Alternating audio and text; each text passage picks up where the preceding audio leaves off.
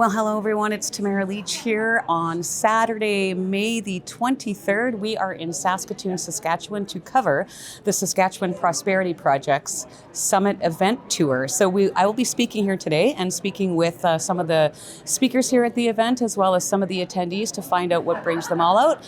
Today we're going to be hearing from Mitch Sylvester, Corey Morgan's here, also Kathy Flett from Alberta. So we're going to be able to hear what they have to say and what kind of wisdom that they can bring from their own experience out in Alberta. So we're going to head on in and talk to some people and see what brings them out today.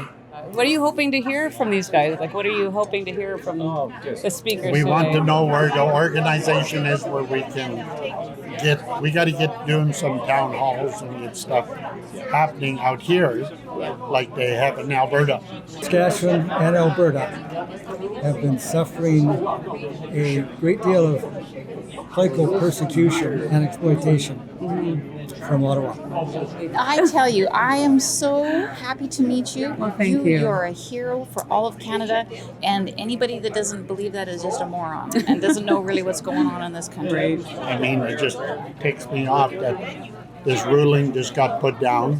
But like Corey said and like Keith Wilson said, it might be a blessing in disguise.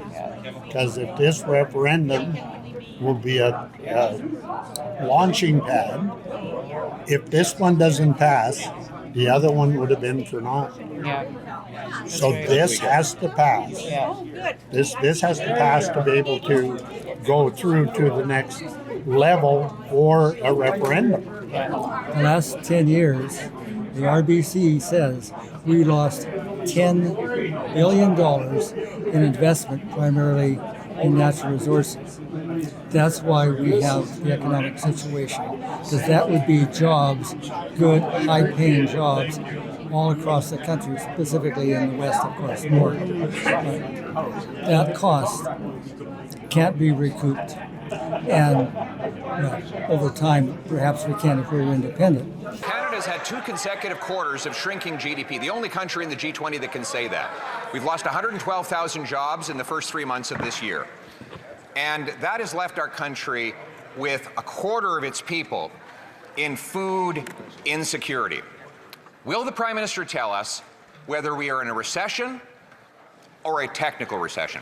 What this government is doing is putting in place the foundations of an economy that will be stronger, more resilient, more independent.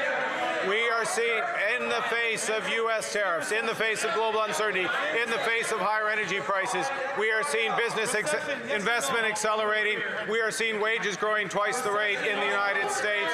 We are seeing this country put in place the conditions for sustained prosperity. I can tell you what to do. I know exactly what you need to do. You need to get involved with government, and you've got to have representation inside of government. It's that simple. If you understand that, you can win. If you don't understand that, you will never win. That's it. That's where we are. That's where we are today. That's where we've been forced to go as of Thursday night, because I got some information for you that you may or may not know. The whole world is against us.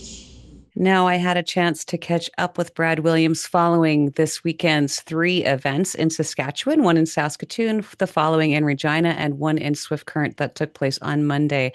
And here's what he had to say. I've been very happy, actually, with the turnouts. I've done over 30 town halls. I don't know the exact number. I'd have to go back and count. They've all been great, wonderful people. We've done the 3 summits this weekend that you're aware of. Very happy with the turnouts there. I think the information shared was awesome. And when we're at the town halls, the local town halls, it's so important because you get a chance to actually sit and talk to people and ask them the questions, the things that are important to them. And you can feel their urgency, you can feel their lack of hope and how they are really fearing of what's coming for this province, and more importantly, how we don't have a voice. And they're worried about their children. They're worried about their pensions. They're worried about all those things. And, these are all things that there's not one benefit for us to remain inside Confederation. I've yet to have anybody give me a solid, actual, factual answer. But when you look at all the things we can gain, this is a great opportunity for everybody in this province. It's not a left or right issue. This is, this affects everybody. Since Mark Carney was elected, our economy has not recovered. In fact, the last quarter of 2025, the economic went negative. GDP actually went negative. His interest is not in Canada as a nation state. He, like Trudeau, are post-nation state. Right?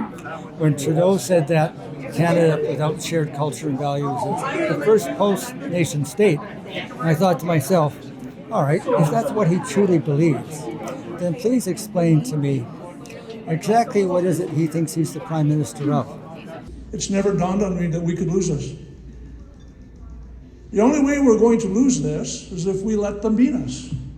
And the people who are really dead set against this, they obviously have just never stopped and actually honestly asked the question. I know we're all patriotic towards Canada because, it was a great country at one time, but anybody can look around and see it's not the country that we grew up in. It's been changing. It's changing rapidly. And for us, for those who call us traitors, I'd like to challenge them that we're actually patriotic because I grew up in this province. I served for this province in my career for 35 years. I care about this province, and I actually care more about Canada now. I'm more proud to be Saskatchewanian than Canadian, and that's what we're fighting for, is to keep those values here that made this such a great country, and that's still here in this province. We can save it, but we got to act fast. Carney's had a strategic relationship forming with communist China. And on the other side, he's saying he thinks we should join the European Union, which is not a common law organization. They do not believe in the nation state.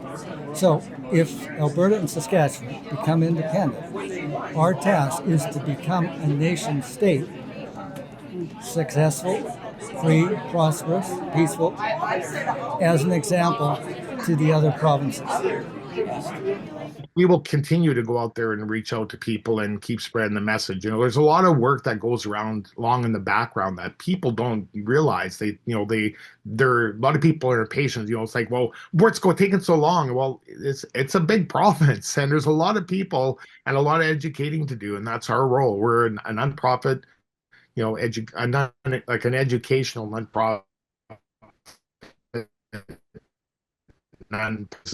non-political organization. We're here to help people make a choice. We want to present them the benefits of staying in Canada and the benefits of being an independent Saskatchewan. Let them decide. Well, as you know, here at Rebel News, we don't take a penny from the government. We are fully supported by people like you. If you want to see more of these types of reports, you can support us at independencereports.com.